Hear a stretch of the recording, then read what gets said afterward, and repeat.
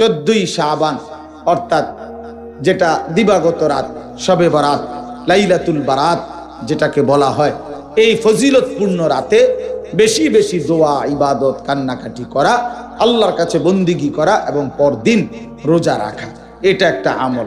এটা আমল মূলত।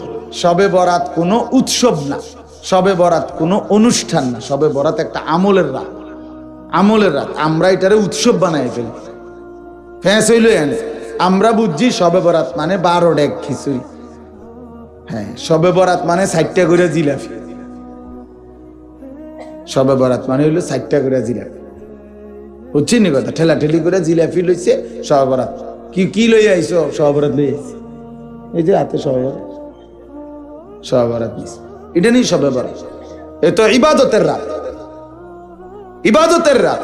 দোয়া, কান্নাকাটি করবে, নিজে নামাজ পড়বে, তওবা করবে, ইস্তেগফার করবে।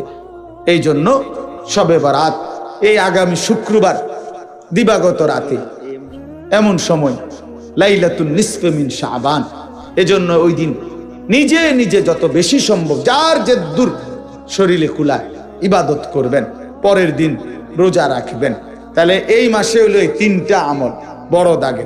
একটা হলো দোয়া বেশি করা রমজানের জন্য, 2 নাম্বার হলো কিছু নফল রোজা রাখা, আর 3 নাম্বার হলো শবে বরাত রাত্রি জেগে ইবাদত করা, দিনের বেলা রোজা রাখা।